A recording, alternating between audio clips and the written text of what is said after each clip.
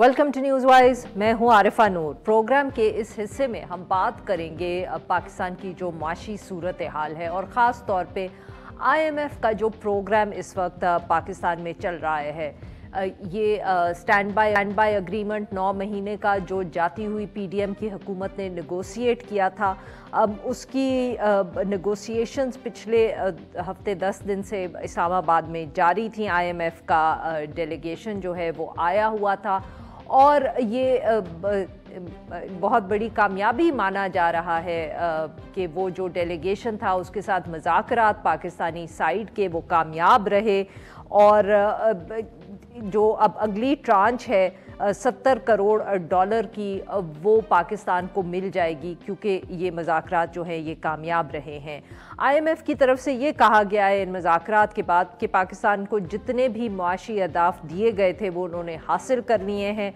आइंदा चंद माह में महंगाई में भी कमी का इम्कान है बकौल IMF के। उन्होंने कहा कि मार्केट बुनियाद पर एक्सचेंज रेट पर अमल जारी रखने का भी कमिटमेंट जो है पाकिस्तान की तरफ से किया गया है। एक्सचेंज मार्केट पर दबाव कम हो रहा है।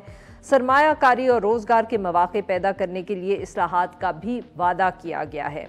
ऑब्वियसली जो ये मुज़ाकरात जारी थे पाकिस्तान में कहा जा रहा था कि काफ़ी बेहतर गए, माहौल साजगार रहा और जब ये बात होती है तो मवाजना किया जाता है जो पिछले 2-3 अदवार रहे, चाहे वो पाकिस्तान तहरीक इंसाफ की हुकूमत के आखिरी चंद माह थे या PDM की हुकूमत में, जब IMF के साथ जितनी भी नेगोशिएशंस हुई, मुज़ाकरात हुए, वो मुश्किल रहे क्योंकि ऑब्वियसली जो IMF की एक्सपेक्टेशंस थी और जो पाकिस्तानी फ़ैसले हो रहे थे उनमें हम कह सकते हैं कि फ़ासला कुछ ज़्यादा ही था। इस दफ़े इस तरह का मसला नहीं रहा और कम जिसको हम कहते हैं इख्तलाफात जो हैं मीडिया रिपोर्ट्स में सामने आए, अगर कोई हुए तो ऑब्वियसली नंबर्स के हिसाब से रहे हैं। इस दफ़े भी सवालात उठाए गए कि जो अहदाफ या कुछ नंबर्स जो पाकिस्तानी साइड ने दिखाए या कहा कि हम इतने पैसे ख़र्चे इतने करेंगे या इतने पैसे इकट्ठे कर लेंगे, उस पे IMF ने सवालात उठाए।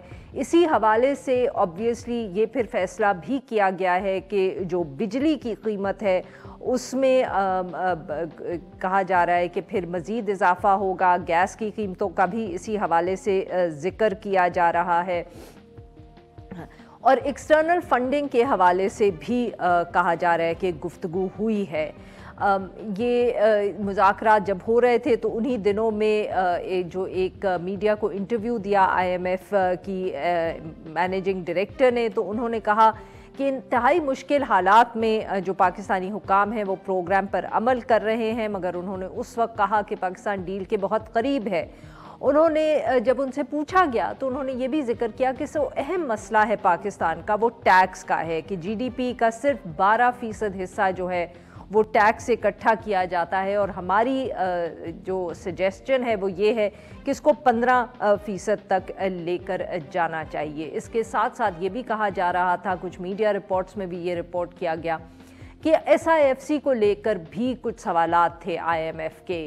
वो सवालात उठा रहे थे, ये उनके कुछ खदशात थे कि एक अलग से रजीम या एक फ्रेमवर्क बनाया है इन्वेस्टमेंट के लिए, जबकि बाकी जो इन्वेस्टमेंट मुल्क में होगी चाहे बाहर से या मुल्क में से, उसको वो मुख्तलिफ अंदाज से होगी। तो मगर इस पे अगर कोई बात तफसील से हुई या कोई प्रोग्रेस हुआ तो वो अभी तक मालूम नहीं है।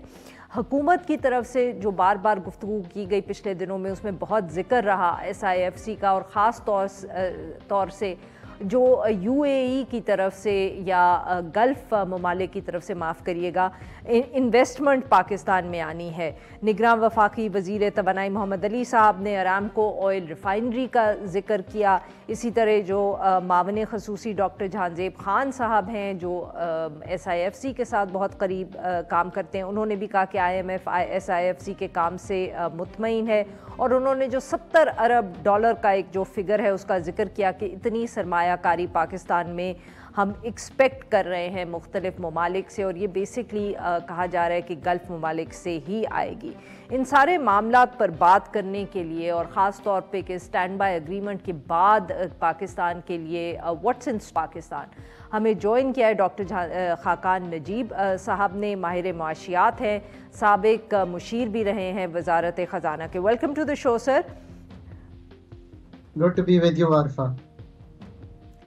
जी डॉक्टर साहब, बहुत जिक्र हो रहा है कि इस दफ़े जो मुज़ाकरात रहे IMF के साथ वो बहुत स्मूथली मैनेज किए गए और बहुत कामयाब रहे। सर, कोई ख़ास वजह या ये सिर्फ इसलिए कहा जा रहा है क्योंकि PDM और पाकिस्तान तहरीक इंसाफ की जो हुकूमतें माजी में ये मुज़ाकरात करती रही हैं उनके साथ मसाइल बहुत रहे हैं जब when Pakistan was dealing with the IMF? So, अगर पाकिस्तान की हिस्ट्री आप देखें तो ये 23वां प्रोग्राम है। ये एक्चुअल में एक तो प्रोग्राम नहीं है, ये तो एक SPA है, ये एक ब्रिज फैसिलिटी है जो पाकिस्तान को इलेक्टोरल साइकिल को राइड आउट करने के लिए 9 माह की दी गई है। तो एक तो ये याद रखना है हमें। अगर इसको फिर भी आप देखें तो ये 23वीं फैसिलिटी है जो IMF की तरफ से आई है। आरिफा, 21 फैसिलिटीज हमने ख़त्म कर दी बगैर कंप्लीट किए हुए।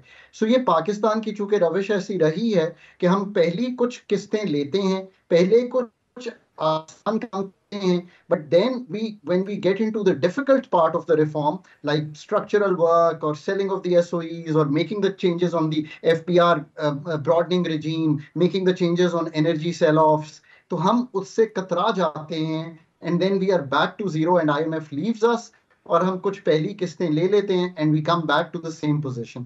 ये एक रविश रही है। 13-16 का वाहिद प्रोग्राम है जो PMLN के टाइम पे था, क्योंकि मैं वो एंकर कर रहा था उनके साथ, सो आई रिमेंबर, जो 12 रिव्यूज कंप्लीट हुए। तो एक तो ये वजह है कि हमारा जनरल जो एंगेजमेंट ऐसी रही है। दूसरी बात यह है कि पहले 3 माह के जो थे जो IMF के साथ सेट हुए थे, पहला क्वार्टर हमने चूंकि अच्छी तरह सर अंजाम दिया। इससे क्या मतलब है, FPR का 1977 का टारगेट था, हमने 2044 कलेक्ट किया, so we were comfortable there.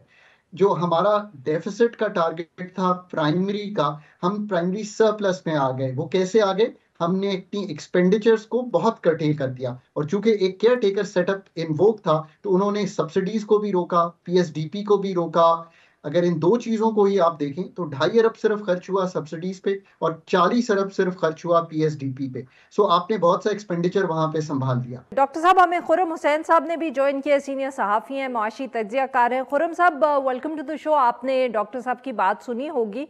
Sir, obviously मुज़ाकरात जो जैसे डॉक्टर साहब कह रहे हैं कि वी मैनेज देम वेल, बहुत कामयाबी का भी लोग जिक्र कर रहे हैं, पर सर साथ साथ मीडिया रिपोर्ट्स में था कि कुछ खदशात भी थे, कुछ कंसर्न्स भी थे IMF के।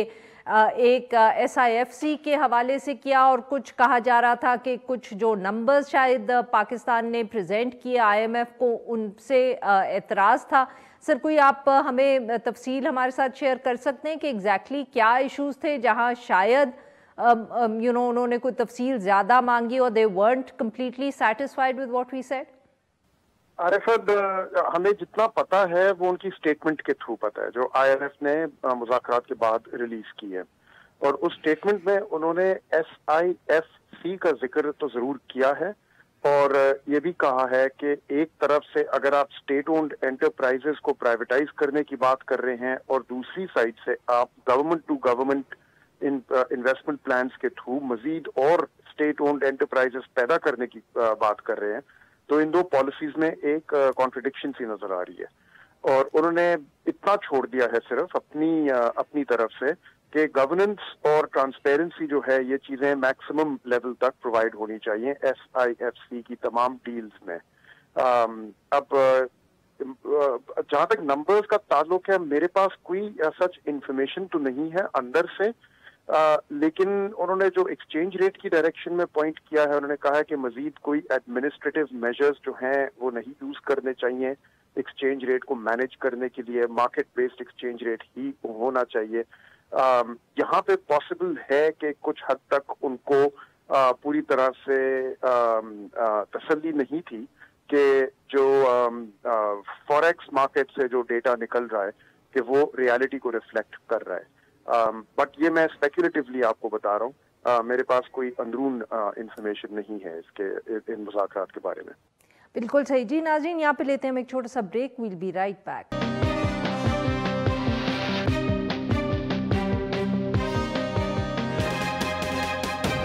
वेलकम बैक नाजरीन, हम गुफ्तगू करें डॉक्टर खाकान नजीब साहब से और खुर्रम हुसैन साहब से। डॉक्टर साहब, आपने खुर्रम साहब की बात सुनी, ख़ास तौर पे एक्सचेंज रेट के हवाले से जो उन्होंने जिक्र किया। सर ऑब्वियसली पाकिस्तान में अब बहुत हम मईशत जब भी बैठते हैं उस पर बात करने बैठते हैं तो डॉलर की कीमत जो है वो सरे फहरिस्त होती है।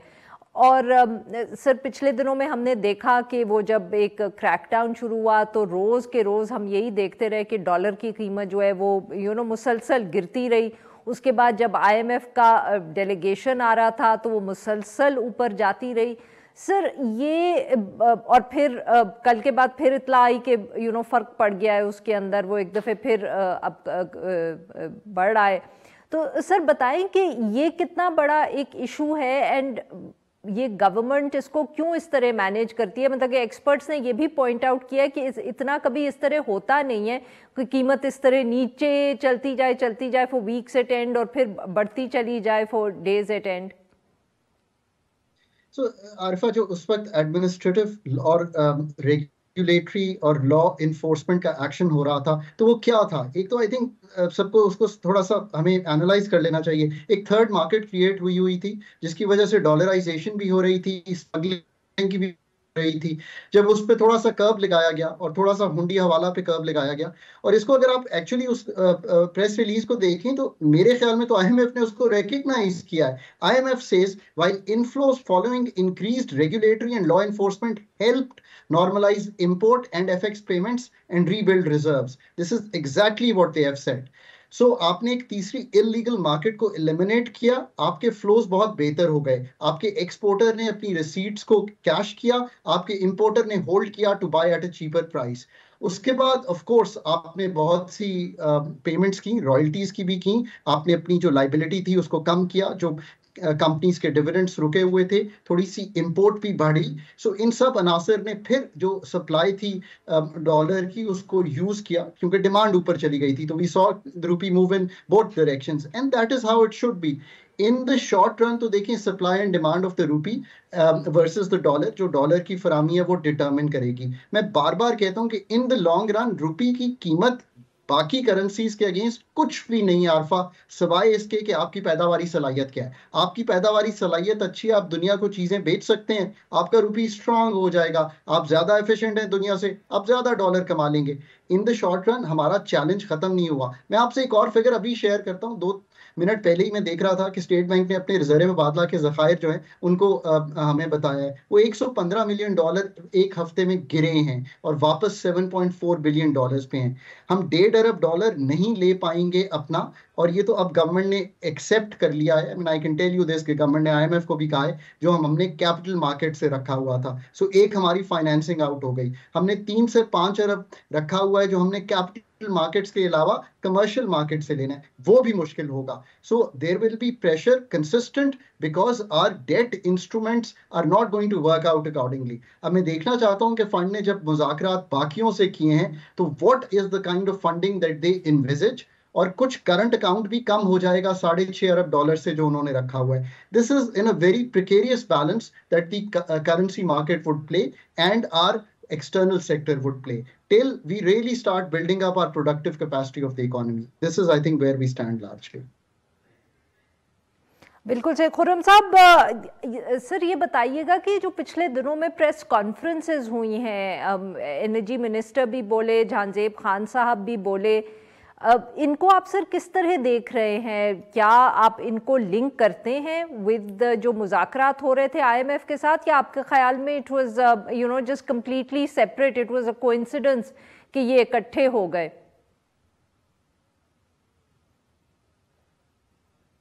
नहीं था। इन लोगों को अगर IMF से बात करनी है तो प्रेस कॉन्फ्रेंस करने की जरूरत नहीं होती।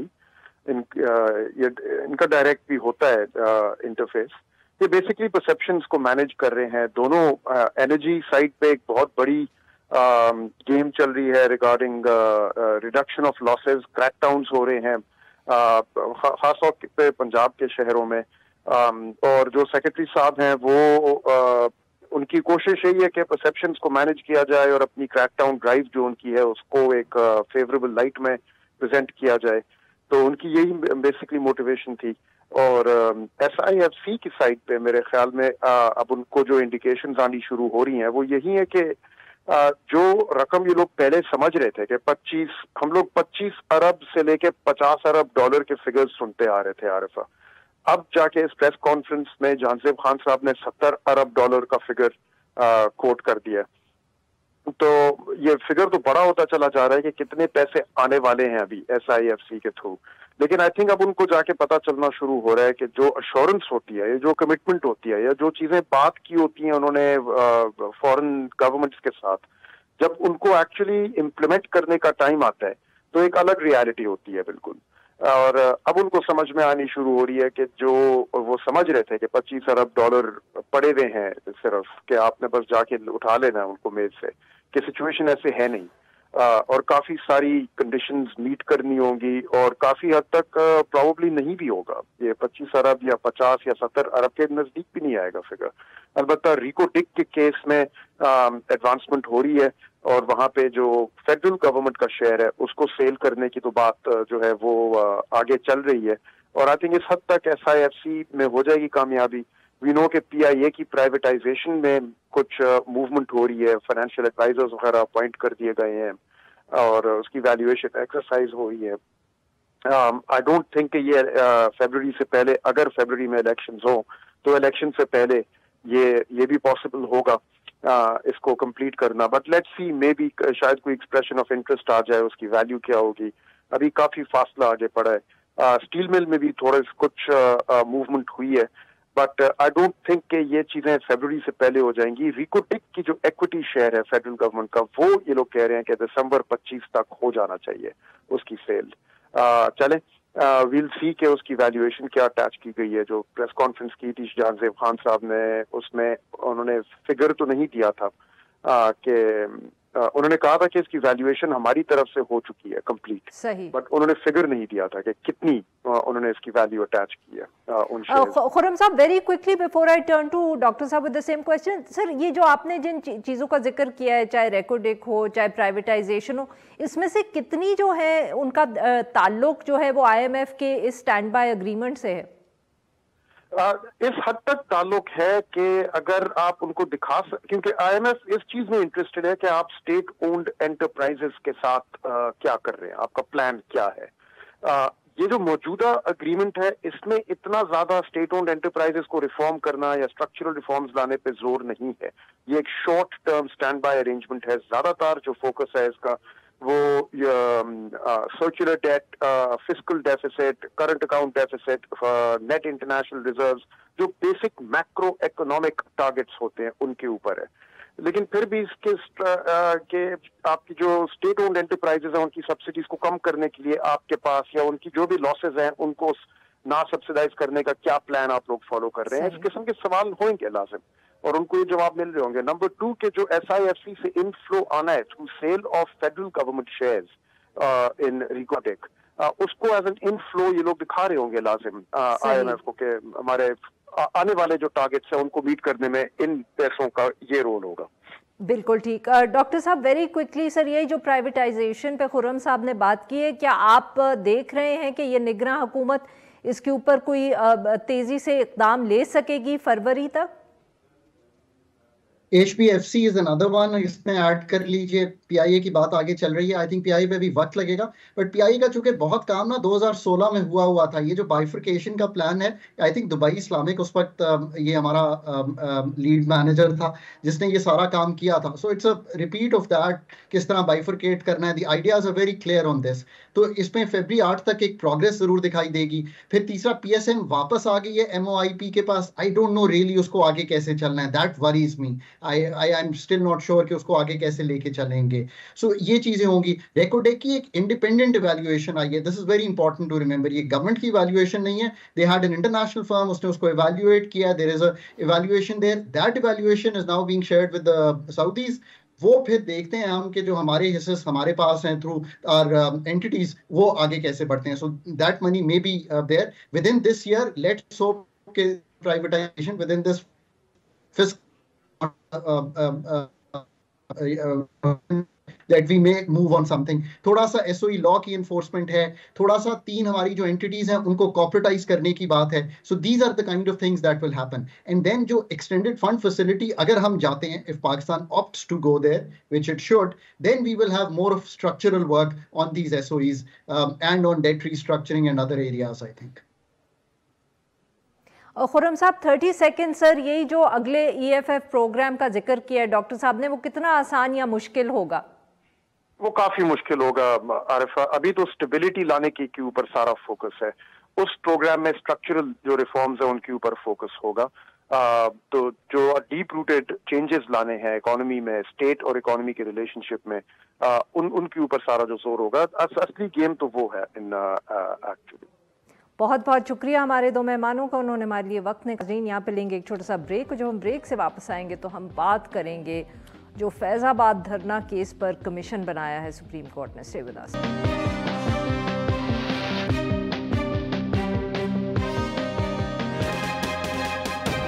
Welcome back. प्रोग्राम के इस हिस्से में हम जिक्र करेंगे सुप्रीम कोर्ट का कि सुप्रीम कोर्ट के जो फैज़ाबाद धरना केस था उसमें उस कोर्ट की ऑर्डर्स पर हुकूमत ने एक इंक्वायरी कमीशन का नोटिफिकेशन जो है वो जारी कर दिया है. 3 रुकनी जो ये कमीशन है उसमें साबिक IG हैं, एडिशनल सेक्रेटरी खुशहाल खान हैं और रिटायर्ड IG अख्तर अली शाह भी हैं. इंक्वायरी कमीशन जो है उसके TORs ये होंगे कि वो जो गैर कानूनी माली इमदाद मिली धरना करने वालों को उसको देखेंगे. इसी तरह जो इस धरने के हक़ में बयान और फतवे जारी हुए उनके ख़िलाफ़ एक्शन तजवीज़ किया जाएगा. और इसके साथ साथ जो पेमरा के रूल्स की ख़िलाफ़ वर्जी की केबल ऑपरेटर्स ने और ब्रॉडकास्टर्स उनके ख़िलाफ़ तहकीकात की जाएगी. मीडिया और सोशल मीडिया पे जो नफ़रत फैलाई गई उससे बचाव की तजवीज़ दी जाएगी.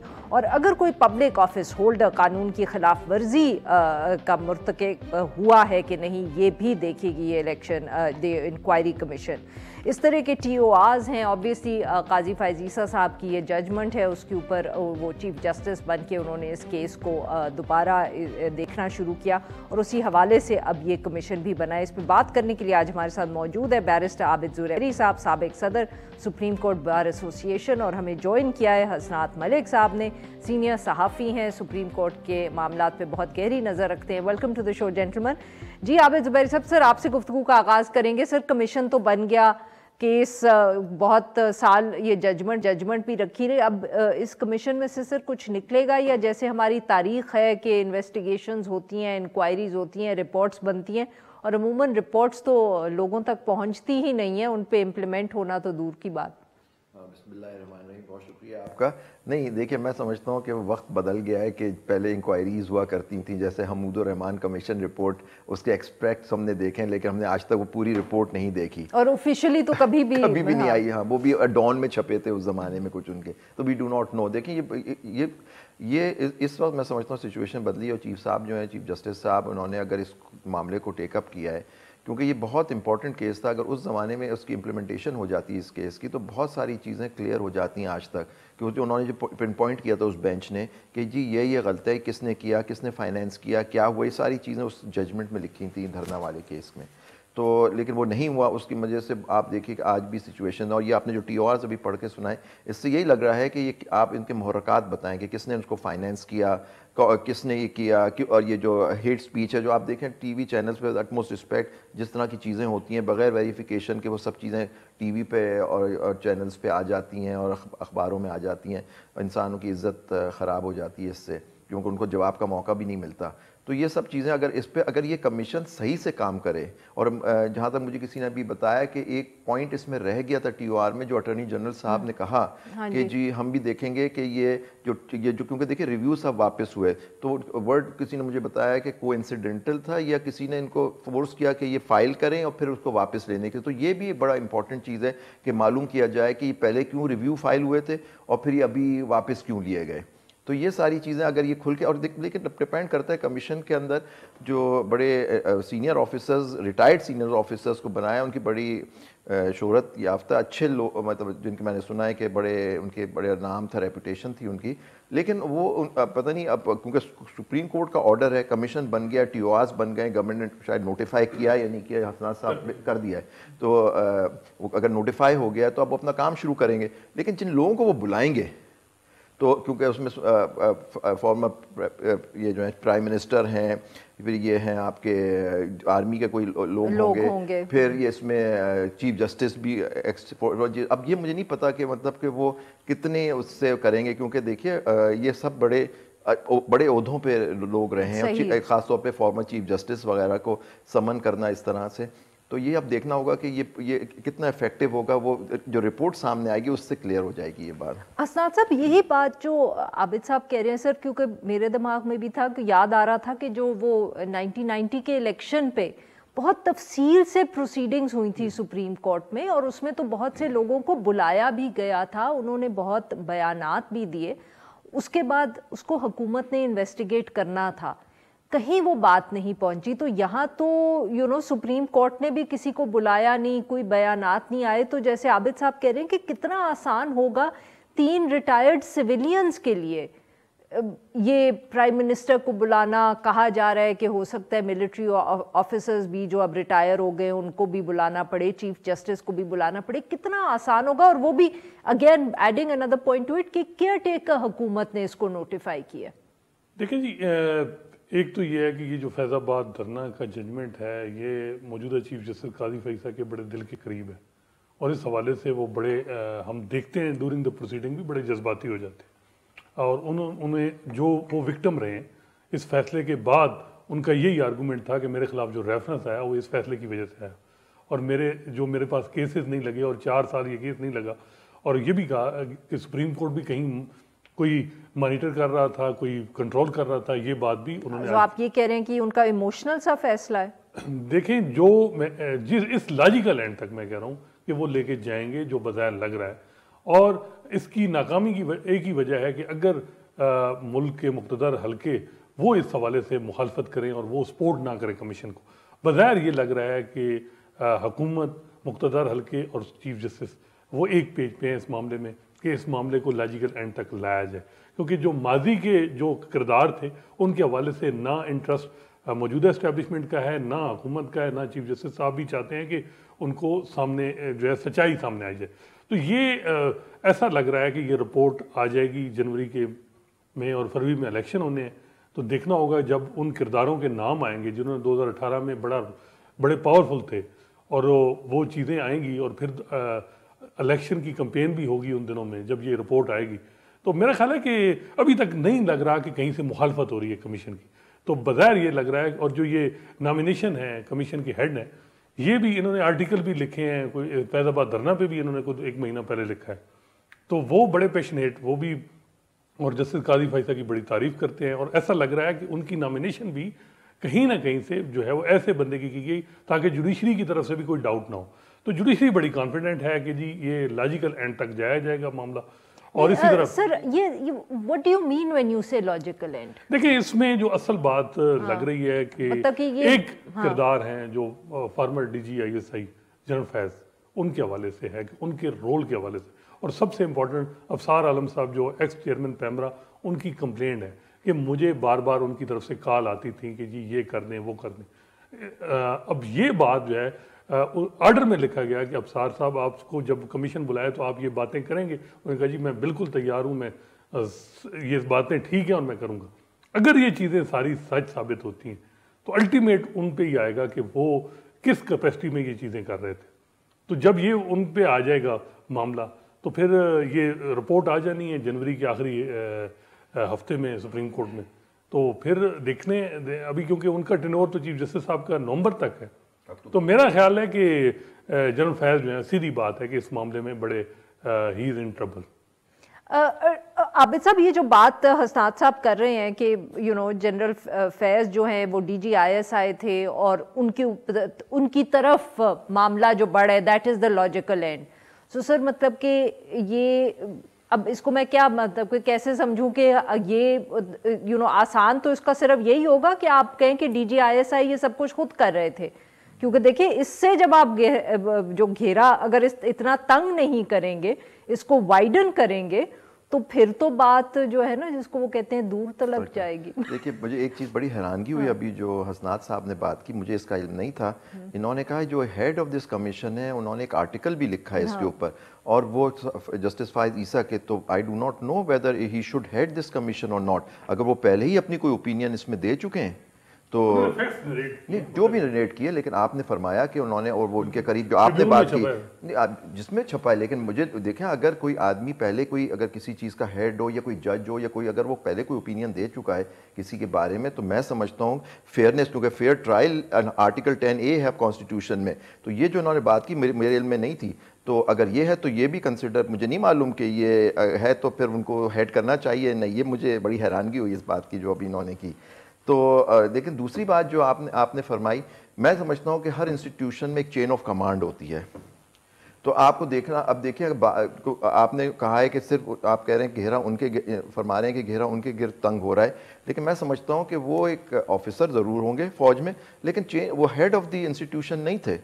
آئی تھنک یہ آرڈر میں نے پڑھا نہیں، آپ حسنات صاحب نے پڑھا ہوا ہے کہ اس کے اندر کیا اس زمانے کے جو چیف آرمی سٹاف تھے ان کو بھی بلانے کا کہا گیا ہے، یعنی یہ بہتر بتا سکیں گے۔ اس میں یہ بات ہے کہ جو ابصار عالم صاحب نے کہا کہ میں نے آرمی چیف کو بھی لیٹر لکھا تھا کہ G D G I S آئی مجھے اس طرح کر رہے ہیں، غالباً اس وقت وہ ڈی جی آئی ایس اس پوسٹ پہ تھے یا کسی اور پہ، اسی طرح پرائم منسٹر کو بھی انہوں نے لیٹر لکھا، تو یہی کہا گیا کہ اس، اور farmer chief justice Saqib Nisar بھی تھے، تو یہ کہا گیا کہ کمیشن ان سب کو بلا سکتا ہے، نام لیے گئے بغیر۔ بالکل ٹھیک ہے۔ یہاں ناظرین یہاں پہ لیتے ہیں ہم ایک چھوٹا سا بریک پیک، اور ہم اپنے مہمانوں سے گفتگو جاری رکھیں گے۔ اسٹے ود اس۔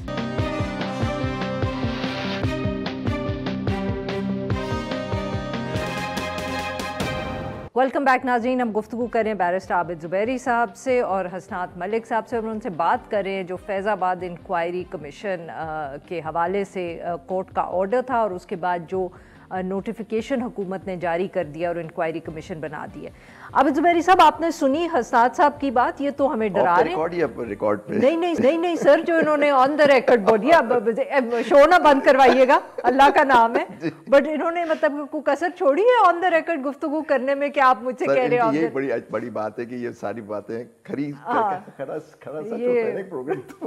یہ جو فیکٹس نریٹ کرتے ہیں، بالکل جی، یہ ہمیشہ ان کی یہ اسٹرینتھ ہے ان کی، ان کے کچھ ساتھیوں کی، وہ صحیح بات کرتے ہیں جب بھی لکھتے بھی اور بولتے بھی وہ ہیں، پر سر یہ تو ذرا ایز آئی سیڈ خوفناک باتیں ہیں۔ تو میں تو I just keep coming back to the 1990 کا الیکشن کی انکوائری ہونی تھی سر، سپریم کورٹ میں اتنے سال اتنے مہینے وہ کیس چلا تھا افتخار چودھری صاحب کے زمانے میں، اور 1990 کا جو الیکشن کا کیس تھا نا سر، وہ جو پٹیشن دائر تھی اور وہ کبھی سنی نہیں گئی، جو 1990 کے الیکشن میں کہتے ہیں پیسے، اصغر خان کیس، معاف کریے گا، اصغر خان، اس کی جو اتنی ہیئرنگز ہوئی اور اتنے سالوں کے بعد اور اتنے لوگ آئے، انہوں نے اتنے بیانات دیے، بٹ سر اس کی جب وہ انکوائری شروع ہوئی نا جو حکومت نے کرنی تھی، پتہ نہیں کیا ہوا، شاید حسنات صاحب بتا دیں، تو میرے دماغ میں تو وہی تاریخ کا ایک وہ ہے۔ بشیر میمن صاحب نے ایک دفعہ ثاقب نثار کے دور میں کہا کہ جی اس میٹر کو بند کر دیں کیونکہ ہمیں ریکارڈ نہیں دیا جا رہا کنسرن کوارٹر سے، جو اسد درانی صاحب کے حوالے سے کہ جو پیسے تقسیم کی گئے، تو پھر وہ میٹر اس کے بعد نہیں ٹکے، اور اس ججمنٹ میں جن کو پیسے دیے گئے ان کا نام بھی لکھا ہوا ہے کہ کس کو کتنے پیسے ملے۔ میں کہہ رہی ہوں کہ اس کے اوپر تو کتنی ہیئرنگز ہوئی تھیں، اور جو میرے کہنے کا مقصد یہ تھا کہ یہ ایک ایسی ہیئرنگ تھی جس میں ابھی قاضی صاحب نے تو صرف اپنی ججمنٹ کا حوالہ دیا نا، اور ابصار صاحب آئے ہیں، وہ جب ہیئرنگز ہوئی تھیں آپ کو یاد ہوگا کہ یہ سب لوگ آئے تھے کورٹ میں اور انہوں سب نے بیانات دیے تھے، بٹ وہ انکوائری کہیں نہیں پہنچی۔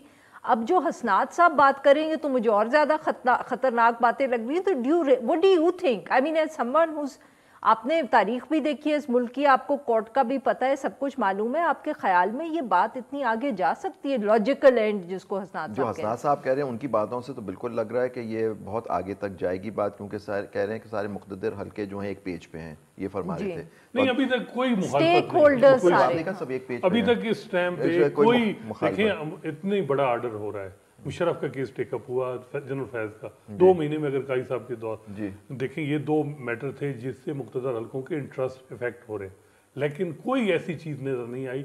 बल्कि कारी साहब ने कल ये बात की कि इसमें ये भी डालें TOR में कि ये रिव्यू किसके इंस्ट्रक्शन पे हुई, तो उसी वक्त कह दिया गया कि जी हम ये भी डाल देते।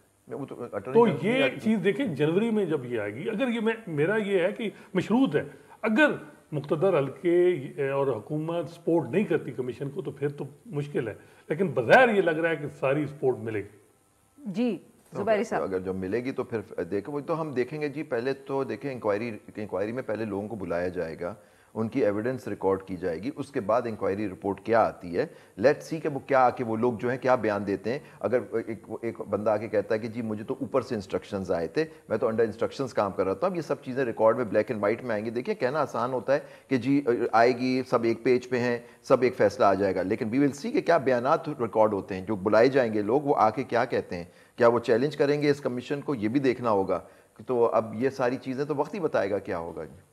असनाद साहब, एक और बात है सर, ऑब्वियसली आप उसको एक लॉजिकल एंड को एक तरह से देख रहे हैं, बट मैं इसमें जैसे ये है कि पेमरा रूल्स की खिलाफ वर्जी जो है केबल ऑपरेटर्स ने की और ब्रॉडकास्टर्स ने की, तो सर इसमें क्या वो सिर्फ ये देखेंगे कि फैज़ाबाद के ज़माने में क्या हुआ, तो उसके बाद या उससे पहले जो चैनल्स के साथ होता रहा है और सहाफ़ियों के साथ होता रहा है और हो रहा नहीं, बिल्कुल, और जो केबल ऑपरेटर्स उसमें रोल प्ले कर रहे हैं या जो नफरत फैलाई जा रही है, ये सब कुछ भी देखा जाएगा या सिर्फ वो माइक्रोस्कोप के साथ ये एक वाक़े? देखिए बज़ाहिर तो मौजूदा चीफ जस्टिस का जो फोकस है वो सिर्फ फैज़ाबाद और उन दिनों में जो बात हो रही है 2018, 19, 17 से ये 2022 तक आप कह सकते हैं। अभी जो मौजूदा हालात के हवाले से जो कुछ हो रहा है, जो कुछ लोगों के कंसर्न है, एक पोलिटिकल पार्टी के कंसर्न है, इस हवाले से नहीं मैं एक पॉलिटिकल पार्टी के कंसर्न की बात नहीं कर रही सर, मतलब कि अगर मैं आपको एक एग्जांपल दूं कि हमारे लोगों को उठाया जा रहा है या प्रेस कॉन्फ्रेंस कराई, मैं इस वक्त केबल ऑपरेटर्स की बात कर रही हूँ। 2013 में जो जियो के साथ हुआ वो तो 2017 के धरने से बहुत पहले था ना। जी अब हो रहा है ना, अब वो हाल किया क्योंकि वो बार बार कह रहे हैं अभी की बात नहीं, तो मैं कह रही हूँ चलो मैं आपको पुराना एग्जांपल देती हूं। वो चीज तो जिक्र है उसमें फैजाबाद धरना की जजमेंट में भी है क्या कि ये 2014 का धरना और उस वक्त जो कुछ किया गया, फिर उसके बाद 12 मई का भी जिक्र है, लेकिन अल्टीमेट फोकस जो है वो TLP का जो धरना था उस पे है कि उस हवाले से जो उनको बिठाया गया, कौन से मामिल थे, कौन से फाइनेंसर थे और उस वक्त जो मीडिया का रोल था, ये बात है। इसमें क्या हसनाद साहब एक वो भी है TLP का रोल क्या था, TLP के बारे में भी इसको TOR में है जिक्र TLP का, फाइनेंस कौन कर रहा था। अच्छा, ये चीज़ है। अब ये 11 नुकाती एक है TOR। अच्छा, और इसमें जो सबसे इम्पोर्टेंट है वो है कि रिव्यू किसकी इंस्ट्रक्शन पे दायर हुए सारे। ये एक ऐसी चीज़ है कि मेरा ख्याल है कि किसी, अब ये हम बात ना करें, उस वक्त सबको पता था कि उस वक्त के मुख्तदर हल्के जो नाराज़ थे उस जजमेंट से, और हालांकि अटॉर्नी जनरल ऑफिस से भी ये एडवाइस थी कि ये एकेडमिक बातें हैं, इसमें किसी के खिलाफ कोई रिस्पॉन्सिबिलिटी फिक्स नहीं है, हमें रिव्यू नहीं करना चाहिए। लेकिन गुस्सा इतना था कि रिव्यू करवाए गए, 7-8 रिव्यू करवाए गए, और इतने लैंग्वेज जो थी कि जी एक जज वो मिसकंडक्ट, और उसके 1 महीने बाद आपने रेफरेंस फाइल कराया एक जज के खिलाफ। तो ये वो बातें हैं, मेरा ख्याल है कि फोकस जो है वो टोटल सिर्फ उन दिनों का है। बहुत बहुत शुक्रिया हमारे 2 मेहमान हमारे लिए वक्त निकाला। नाजरीन आज के लिए बस इतना ही। We will be back on Monday now.